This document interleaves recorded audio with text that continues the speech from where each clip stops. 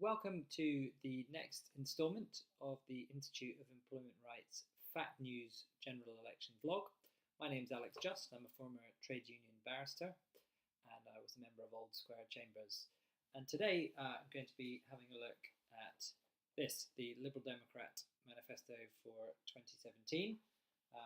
Some of you tuning in may have been expecting to see an update of the Conservative Manifesto, given that there have already been some changes today that Theresa May has announced. So if we do have any updates on the Conservative Manifesto with relation to labour and employment rights, I'll be sure to be recording another episode for you. The Liberal Democrats have gone into a lot of detail in their manifesto. It's one of the longer manifestos of all the parties, and obviously one of their key pitches to voters is around Brexit and the rights of citizens as the UK leaves the European Union. So two of the big policies that stand out for me are firstly that they would give a unilateral guarantee to the rights of all EU nationals in terms of their employment rights once the UK leaves the European Union. And also they've said that they would enshrine the protections of EU law into UK statute. So slightly different from the Conservative Manifesto with the Great Repeal Bill, that doesn't explicitly state that existing EU rights will be made the subject of primary legislation.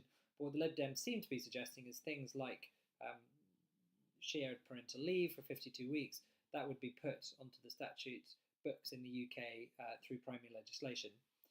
They've also had various things to say about the living wage. They want a review into what actually constitutes a genuine living wage.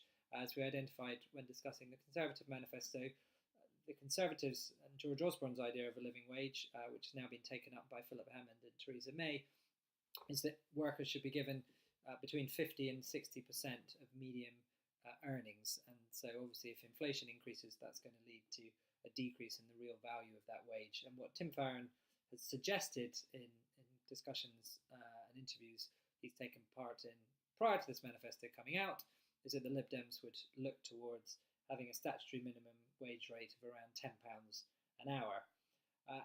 In respect of corporate pay, they want, the Liberal Democrats, more transparency from companies in terms of their pay policies.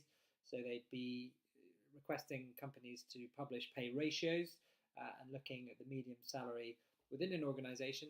And as well as that, more generally, they're suggesting that companies should have to extend their reporting requirements so that they give a better indication of what the demographic mix is within an organisation. So not only looking at things like ethnicity, sexual orientation, but also on that pay gap between the highest and the lowest paid.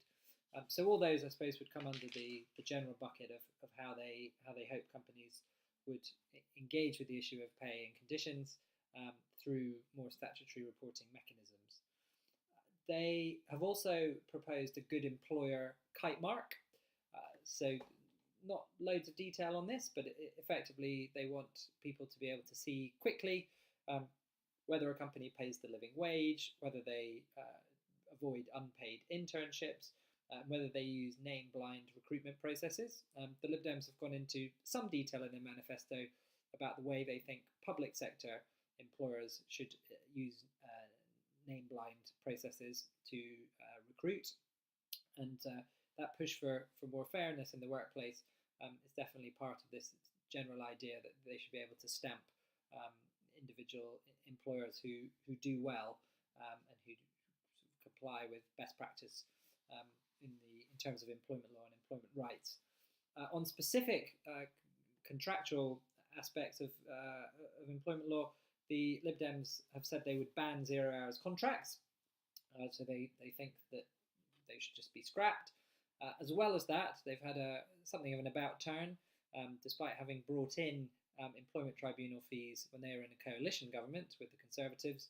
They are now proposing in their manifesto that employment tribunal fees would be scrapped, which is certainly something that would be welcomed in terms of the broad ability of workers to engage their statutory employment rights.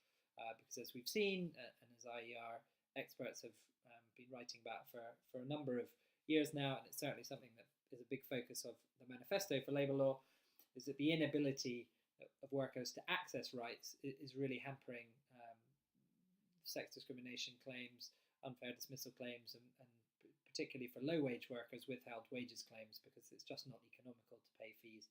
So the Lib Dems are addressing that head-on. They're saying they're going to scrap tribunal fees. They have also argued for greater rights. So from day one, they want flexible working to be a presumption, so you wouldn't have to have any period of qualification in terms of service to get those rights. They want parental leave to be expanded, so people would have the chance to use their leave, or they'd lose it basically for fathers. So the idea with that would be that they would try and increase men taking up shared parental leave. And as far as the change in industrial relations on a board level, they want to push for higher female representation. So they're looking at up to 40% of women as a proportion of boards by 2025. That's an aspiration. And they've also said that they would like to have more employee representation on boards.